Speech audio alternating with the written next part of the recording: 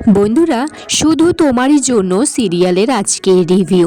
রাহি তিতলিকে বলছি যে তিতলি, ভালোবাসা এইভাবে হয় না, কাউকে না জেনে শুনে কিভাবে হয়। তিতলি বলছে হয়তো আমাকে দেখেই পছন্দ হয়ে গেছে। তখন রাহি বলছে যে বাইরের রূপটা দেখে তো কাউকে ভালোবাসাটা ঠিক নয়। আর তাছাড়া তিতলি বলছে যে তোর কি জনদাকে দেখে এটা মনে হয়েছিল। রাহি বলছে সত্যিই তো, জনকে দেখে তো আমার এরকম কিছু মনে হয়নি। রাহি বলছে সব ভালোবাসা একরকম হয় না, আর আমার বিশ্বাস যেটা হবার নয় সেটা ঠাকুর কখনোই করবেন না। এদিকে রাহুলের ভাই বলছে যে দাদা, তুই কি গিফটের পর গিফট পাঠিয়ে যাবি তিতলি বৌদিকে? এইভাবে কি বোঝানো চাই নাকি?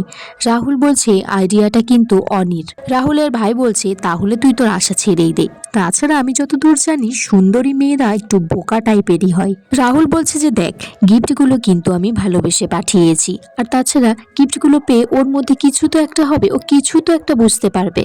রাহুল বলছে তোরাই ভাব, দুদিন আগে রাহির বিয়ে ঠিক হয়েছে, তারপর কদিন পরে ও সংসার করতে চলবে। আবার যদি তিতলিরও বিয়ে হয়ে যায়, তারপর আমি কি বসে বসে হাত পা কামড়াবো? তখন রাহিদের বাড়িতে জন এসেছে। বলছে রাহি, এই সময় জন এখানে কেন? এদিকে রাহুল তার ভাইকে বলছে তিতলিদের বাড়িতে যাবি আর বলবি যে আমার সাথে দেখা করতে।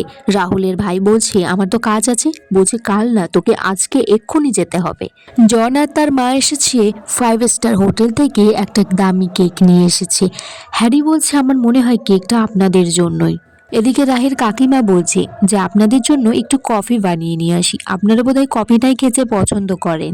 জন বলছে না না, চাটাই ঠিক আছে, দেশের খাবার চা, আমরা তো কফি ওই দেশে খাচ্ছি এবেলা ওবেলা। জনের মা বলছে যে যার জন্য এসেছি বিয়েটা খুব তাড়াতাড়ি করানোর ব্যবস্থা করুন, কারণ জনের একটা বিদেশি কোম্পানি থেকে ডাক এসেছে, ওকে 2 সপ্তাহের মধ্যে সেখানে জয়েন করতে হবে। ও সিইও হচ্ছে। জন বলছে আমার নিজের কোম্পানি তো আছেই, তার সাথে আরেকটা কোম্পানি, এবার আপনারা ভাবতেই পারছেন কতটা চাপ আছে আমার উপরে, তাই বিয়েটা তাড়াতাড়ি করার চেষ্টা করছি। জনের মা বলছে আমার একটা মাত্র ছেলে, আর কতদিন ওখানে গিয়ে নিজের হাত পুড়িয়ে খাবে বলুন তো?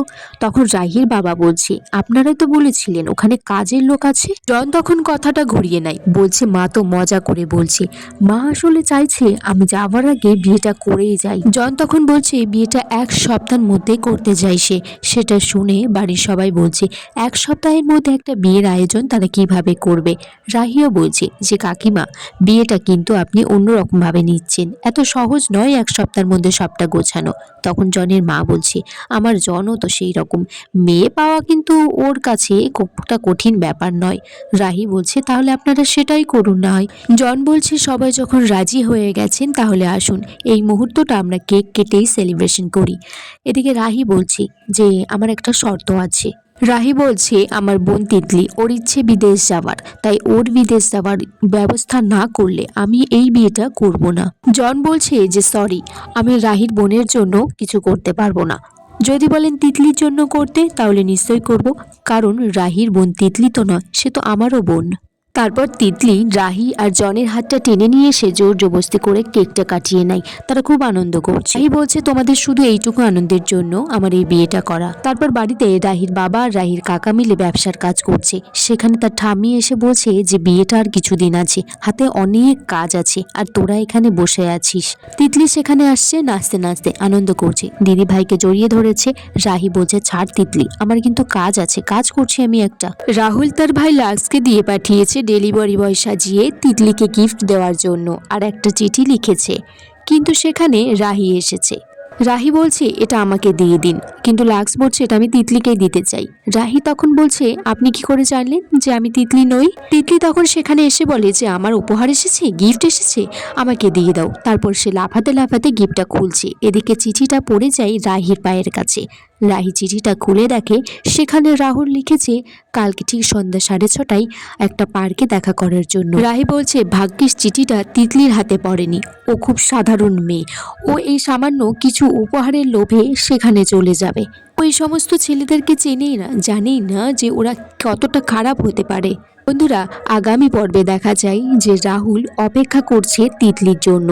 সে সুন্দর করে সাজিয়েছে, গান করছে, কিন্তু সেখানে তিতলি যায়নি, রাহি গেছে। রাহি তারপর রাহুলের চোখের থেকে পটিটা খুলে দিয়ে বলে যে তুমি যার জন্য গান করছো সে আসেনি, এসেছে অন্যজন। রাহুল পিছন ফিরে দেয়, সেখানে রাহি এসেছে। বন্ধুরা, আজকের পর্ব এখানেই শেষ হয়ে যায়। তোমরা কমেন্টস করে জানিও কেমন লেগেছে আজকের পর্বটা।